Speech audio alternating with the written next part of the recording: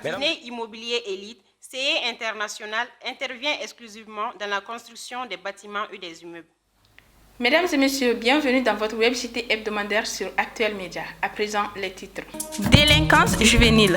Les jeunes âgés de 15 à 30 ans sont aujourd'hui devenus des vecteurs spécialisés en banditisme sur toutes ses formes. Plus de détails dans ce JT. Alimatou Koulibaly sort de l'ordinaire en pratiquant le métier de mototaxi. Vous trouverez son portrait dans notre journal. Le championnat interarmé du contingent 2019 a pris fin cette semaine en présence de responsables de l'armée. Nous en reviendrons tout à l'heure. Une fois de plus, bienvenue. Comme annoncé dans le titre, la délinquance juvénile est devenue un phénomène très prépondérant dans notre société qui en pâtit. Plus de détails avec Aminata Y. Koulibaly. La délinquance juvénile est un phénomène très préoccupant tant sur le plan national qu'international. Le Mali, à l'instar des autres pays de la sous-région ouest africaine, ne saurait échapper à cette conduite malsaine de la part des jeunes qui y vivent. Ceux-ci sont abîmés physiquement et psychologiquement par les stupéfiants. Et pour s'en procurer, ils n'hésitent pas à voler, à brigander sur le faux. Cette délinquance est à la fois masculine et féminine. Les causes sont multiples. Alors les causes sont plurielles. Comme première des causes qu'on peut évoquer d'emblée, c'est aussi cet échec au niveau de l'entité familiale. Ce sont les parents, les proches qui doivent aider ces nouveau-nés à incorporer un certain nombre de valeurs sociétales. Une autre cause également qu'on peut aussi l'évoquer, ce sont toutes ces influences liées au virtuel, les différents acteurs de socialisation, en l'occurrence l'entité familiale, les réseaux sociaux, les grains, même l'école expliquerait le pourquoi aujourd'hui nous assistons à des comportements peu conformes aux attentes sociétales. De 2019 à 2021, plus de 228 armes illicites, dont la plupart sont artisanales, ont été saisies par les autorités concernées. Les détenteurs sont ces jeunes dont l'âge est compris entre 15 à 30 ans. Beaucoup pensent que les parents ont failli à leur mission d'éducateur et de socialisateur. L'impact d'un tel phénomène n'est pas négligeable. Aujourd'hui, ces jeunes que vous avez, ils vont grandir dans un milieu et leur comportement va se refléter sur l'avenir du pays. Quel genre de cadre nous allons avoir? La première conséquence, c'est ça d'abord, dans 10, 20, 30 ans. À ce rythme, moi je dirais que le pays n'aura pas de dirigeants, n'aura pas de leaders. Non seulement ça va prolonger le conflit, parce que cette jeunesse, si elle continue à y faire usage des armes, c'est pour construire d'autres groupes d'autodéfense, ou c'est pour construire d'autres groupes d'autodétermination, ou c'est pour construire d'autres groupes. C'est des couches qui sont propices à recrutement des groupes terroristes. Donc, prolongement du conflit, banditisme grandissant et ça devient transnational. Qui parle d'insécurité parle de sous-développement. Tant qu'il n'y a pas une certaine sécurité à l'intérieur d'un système, le développement ne peut pas suivre. Pour l'éradiquer, plusieurs dispositions sont à entreprendre.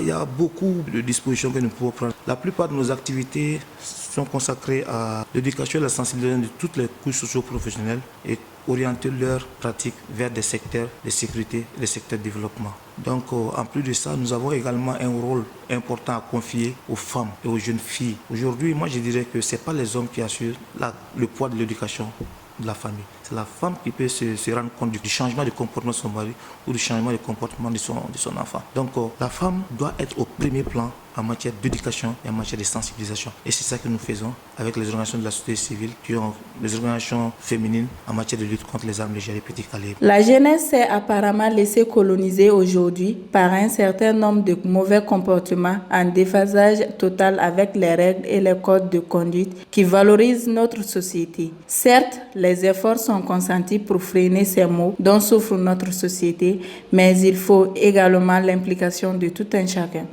Âgée de 26 ans, de son vrai nom Alimatou Koulibaly, étudiante à la faculté des sciences économiques et de gestion de Bamako FSEG, est l'une des rares conductrices de mototaxi chez Telima. Regardons son portrait réalisé par Ladji Kassim Diabaté. La jeune étudiante exerce dans un domaine largement dominé par les hommes, certes, mais pas aussi interdit aux femmes. Pour Alimatou, exercer de tels métiers quand on est une fille au Mali n'est pas chose facile. Mais quand on a l'amour du travail et le courage, c'est faisable. Miato nya choisi kana tellement na passé. Déjà université la ante kala dobe. Donc sikile meto so dondo ngomba le ka barado kenyere. Misika don solo nyere ka solo. Ma siri mokola ka. Nya moto boli choisi parce que aninga kala meta nyokofe. Ni domi ante kala misika na moto ta metanga barake. Kanga worm son surala. a bɛ mako ɲɛnabɔ kosɛbɛ. Chez Telima, depuis 3 mois, Alima a des tâches bien définies. Et quant aux difficultés, elles n'existent quasiment pas pour l'instant. Ala ko tiɲɛ ma gɛlɛyaba sɔrɔ baara in na depuis n y'a daminɛ. N bɛ kolu de livrer ka caya. Ani muso minnu fɛnɛ tɛ sɔn ka yɛlɛ cɛ kɔfɛ i b'a fɔ burumusidonna ninnu olu caman de ye n ka client ye kosɛbɛ. N b'olu ta n bɛ t'u bila u ka kalanyɔrɔw la n bɛ t'u bila u ka course caman na quoi. N bɛ cɛw ta n bɛ musow ta. Depuis n ye baara in daminɛ n ma gɛlɛyaba sɔrɔ terrain kan parce que circulation na caman bɛ encourager yɛrɛ et puis hali mobili n'u ɲɛ b'a la muso de don u bɛ sira di yan nɔ hali polisi ninnu u tɛ a gɛlɛya n bolo quoi. Comme le disait Bernabé Dadiem, le travail assure l'indépendance. L'intrépide et la courageuse Alimatou ne compte pas s'arrêter là. Comme toute autre jeune dame ambitieuse, elle rêve grand et son message à la jeunesse est très clair. N bɛ ka nimisi wasa sɔrɔ a la kosɛbɛ parce que a b'a to n bɛ se ka n ka fɛn caman sɔrɔ n yɛrɛ déjà fo n yɛrɛ bɛ ka wari dɔ mara n bɛ se ka n ka projet réaliser kɔfɛ. N b'a fɛ ka kɛ entrepreneur ba ye sini ka baara kɛ n yɛrɛ ye. Welewelekan min bɛ ne bolo ka ɲɛsin Mali jeunesse ma n b'a f'u ɲɛna u bɛɛ ka wuli an ka baara kɛ ye parce que étude ni baara dɔw bɛ yen u tɛ ɲɔgɔn sa. I bɛ se ka baara wɛrɛw kɛ étude kɔrɔ ka sɔrɔ i ka kalan ma tiɲɛ. An ka wuli an ka baara k'an yɛrɛ surtout musow. Du matin jusqu'au soir, entre les quartiers de Bamako, Alimatou est cette jeune dame qui est caractérisée par son courage et sa volonté ardente de réussir. Nelson Mandela lui disait, les jeunes doivent être comme des étoiles, briller de telle sorte à éclairer un chemin, celui qui emmènera leur pays au bonheur et à la fierté. Fin de citation. Toujours souriante et dynamique, Alimatou est et reste sans doute ce modèle rarissime, un exemple à suivre par la jeunesse malienne. Le bord des routes bitumées est devenu un point de vente pour certains vendeurs. Un risque qu'ils sont prêts à prendre tout de même pour subvenir à leurs besoins. Suivons cet élément de Aïchata Diakité. Malgré les risques et les pertes que subissent ces vendeurs de mangue, de citron, des avocats et même certains condiments, il leur manque pas l'audace de continuer à vendre chaque jour sur les trottoirs. Une nécessité, un risque qu'ils prennent pour avoir de quoi nourrir leur famille. Ils le font par manque de place dans le marché, par la cherté des magasins et aussi pour avoir les clients qui ne veulent pas prendre du temps de rentrer dans le marché. Cela fait maintenant 14 ans que je vends au bord du goudron. Nous n'avions pas de place. Nous prenons donc le risque pour gagner notre pain quotidien. Le marché est rempli. C'est un risque total. Les voitures, les motos font arrière sur nos articles. Certains en passant marchent sur nos mangues. On s'excuse parce que nous sommes au bord du goudron. Les agents de la mairie nous chassent tous les jours. Mais dès qu'ils partent, nous regagnons nos places. Le marché est rempli. C'est un risque total. Les voitures, les motos font arrière sur nos articles. Certains en passant marchent sur nos mangues. On s'excuse parce que nous sommes au bord du goudron. Les agents de la mairie nous chassent tous les jours. Mais dès qu'ils partent, nous regagnons nos places. Aussi, ces jeunes vendeurs ambulants se faufilent entre les voitures pour vendre des cache-nez, des jouets et d'autres marchandises. Ils sont à la recherche d'argent et sont parfois victimes d'accidents et des insultes des passagers. Au milieu des embouteillages et des poussières dynamiques, ces vendeurs sont appréciés par beaucoup car ils se débrouillent et évitent la rue et ses dangers. Le meilleur est qu'ils ne volent pas. Parce que moi, je suis venu, je suis venu, et puis, ces vendeurs, parfois dans l'inégalité, sont à la recherche des ressources financières. Ils savent qu'ils encourent des dangers, mais restent quand même motivés pour l'amour de leur métier, à la grande satisfaction de leurs clients. Le 25 mars dernier, les grands hôpitaux du Mali ont reçu des ambulances tricycles appelées Katakatani sur financement du fonds Covid-19. Un don fait par le ministère de l'Économie et des Finances suscite aujourd'hui de vifs débats. Nous sommes allés à la rencontre de M. Chaka Keita, secrétaire général du syndicat des médecins du Mali, SIMEMA. Pour plus de précisions, écoutons-le au micro de Mamadou Nabombo. Nous l'avons appris par voie de presse comme tout le monde, que des motos tricycles communément appelés Katakatani ont été donnés à des structures hospitalières de 3e niveau. Je dis bien de 3e niveau, ça c'est très important. Alors nous-mêmes on n'y croyait pas. On a été vérifié, nous sommes rendus effectivement. Il y en a à l'hôpital, sinon il y en a à l'hôpital du Mali, il y en a à l'hôpital Gabriel Touré. Et malheureusement c'est dommage que le ministre de la Santé soit médecin. Il y a beaucoup de médecins dans le cabinet. Il y a beaucoup de médecins dans le système aujourd'hui et nous posons la question toujours Comment se fait-il que devant toutes ces compétences, ces médecins, qu'on puisse prendre la décision, même si elle est politique, d'envoyer les Katakatani dans un hôpital comme le Gabriel Touré, comme l'hôpital du Mali? Ça ne se justifie pas. Non, ça n'a pas de sens. Et au contraire, c'est insultant pour les médecins, c'est insultant pour les malades, c'est insultant pour le système de santé. Point final, c'est insultant pour la nation tout entière. Là où les femmes enceintes sont transportées par charrette, oui, les Katakatani peuvent servir. Là où les femmes enceintes sont transportées par moto, par vélo, les Katakatani peuvent servir. Là où les enfants convulsants sont transportés par charrette, les Katakatani peuvent servir. Mais pas à l'hôpital du Mali, non. Pas au Gabriel Touré, non.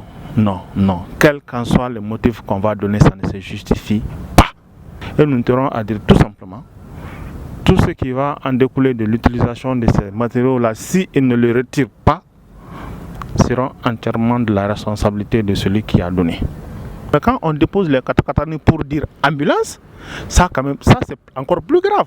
C'est-à-dire que le Gabriel Touré, le Pongé, l'hôpital du Mali, c'est nos hôpitaux de dernière référence. Au même moment où les autres pays sont en train de faire des hélicoptères qui prennent les malades pour venir les déposer dans les hôpitaux de dernière référence, c'est en ce même moment, nous, on envoie les mototricycles, les Katakatani pour prendre les mêmes malades. Arrêtons, on se fout de qui là? Je l'ai dit, je l'ai dénoncé lourdement et je pense qu'on m'a pas compris. Il y a 2 jours après, on a fait sortir une note pour dire que non, c'était pas sur le fond Covid, non, c'était pas pour transporter les malades, mais c'était pour prendre les malades entre les services, qu'on arrête ça. On n'a pas besoin de faire une grève, un arrêt de travail, des menaces pour ça. On ne vous a pas dit que c'est pas bon le don. On a dit tout simplement, là où on a donné, c'est pas adapté, donner ailleurs. Ça c'est compliqué ça. Mais pourquoi ils tiennent forcément à mettre ça dans les hôpitaux, sachant que les hôpitaux disent qu'ils n'en ont pas besoin, ils n'en veulent pas. En tout cas, il y a des responsables locaux qui ont commencé à dire si le département ne part pas les enlever, et ils vont le prendre, ils le mettront à la disposition du département. Et là, en tant que syndicat, nous on est entièrement d'avis de cela et on les soutient quoi qu'il en soit. Ouvrant la page sport de CJT, ce mardi 30 mars 2021 s'est tenue la finale de la Coupe interarmée de football du contingent 2019 hommes et femmes. Une compétition regroupant plusieurs composantes de l'armée dans divers sports et organisée par la direction du sport militaire, suivant le compte rendu de Fatoumata Drami. La garde nationale et la gendarmerie nationale se sont affrontés ce mardi à 15h sur le terrain de la direction du sport militaire. Cette compétition a été organisée par la dite direction. C'était en présence du chef d'état-major général adjoint des armées, le colonel-major Daou Ali Mohamedine, du directeur du sport militaire, colonel Sega Sissoko, et d'autres responsables militaires. Ce jour était la finale de la Coupe du championnat interarmé de football pour les hommes comme pour les femmes. L'organisateur de cette compétition, colonel Sega, n'a pas caché sa joie. C'est un sentiment de fierté. J'ai vu comment les gens étaient engagés, toutes les disciplines, la représentativité quand vous voyez sur le terrain. On a commencé cette compétition depuis le 15, du 15 au 30, ça fait déjà 2 semaines et le stade est toujours plein, les gens sont engagés et ça nous a permis quand même de détecter quelques talents, quelques potentialités qu'on peut exploiter dans les différentes disciplines de l'USFAS. Cette compétition visait à détecter les nouveaux talents au sein des différentes unités de l'armée et de renforcer la cohésion des différentes structures de l'armée. Donc ça fait déjà quelques années que nous avons arrêté les activités au niveau de la direction du sport militaire compte tenu de la dégradation de la situation sécuritaire sur le terrain. Mais on s'est dit que vraiment le militaire doit faire le sport en tout lieu, en tout moment. Donc on organise un tournoi de ce genre afin de pouvoir détecter ces talents et d'essayer de les amener au niveau de la direction du sport militaire pour occuper les différentes disciplines de l'ISFAS. Ça permet quand même aux militaires de rehausser un peu le moral de la troupe. Tout le monde le sait, vous êtes à savoir que le sport, ça permet quand même de se déstresser. Donc organiser un tournoi de ce genre, ça permet aux militaires quand même d'oublier un peu le stress du terrain. La finale dame du ballon rond a été remportée par la garde nationale 3-0 face à la direction générale de la gendarmerie. Et celle des équipes masculines également remportée par la garde nationale par 2-0. Ce qui signifie que la garde nationale a fait d'une pierre deux coups. À présent, l'actualité nationale et internationale en bref et en images avec la compilation de Mamadou Bilal Koulibaly. Comme pour montrer l'exemple, le ministre de la Santé et du Développement social, Dr Fanta Sibi, a été la première malienne à se faire vacciner ce mercredi 31 mars 2021 dans la cour de l'hôpital du Pont-G. Le ministère déclare que 643 personnes ont été vaccinées en 3 jours et projette de vacciner également plus de 21 000 agents socio-sanitaires en une semaine. A signaler qu'aucun effet indésirable n'a été signalé chez les personnes vaccinées.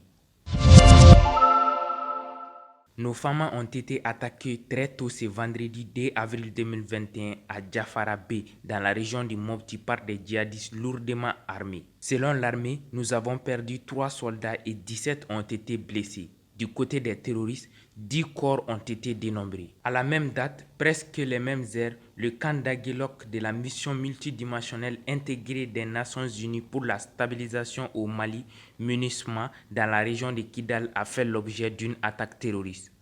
Au total, 4 casques bleus ont perdu la vie et une vingtaine de djihadistes ont été neutralisés après l'intervention des avions des forces françaises. Au Niger, le vendredi à Niamey, lors d'une cérémonie solennelle, le président Mahamadou Youssouf a remis les rênes du pays au nouveau président Mohamed Bazoum, quelques jours après avoir déjoué un coup d'État. Les Nigériens ont ainsi dérogé à une règle, car c'est la première fois depuis l'indépendance que 2 présidents démocratiquement élus se passent le relais. Quant à l'opposition, elle continue de contester les résultats de la présidentielle. Aux États-Unis, une autre attaque au Capitole. Ce 2 avril, à Washington, un jeune conducteur de voiture a foncé droit sur 2 policiers en faction devant le siège du Congrès. L'un des policiers est décédé des suites de ses blessures. L'assaillant a été abattu par les forces de l'ordre. Le président Joe Biden s'est dit dévasté par cette nouvelle 3 mois après l'attaque du Capitole par des partisans de Donald Trump.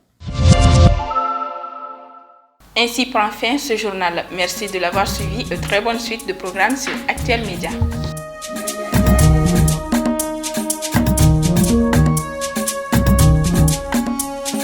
Cabinet immobilier Élite, CE International, intervient exclusivement dans la construction des bâtiments et des immeubles.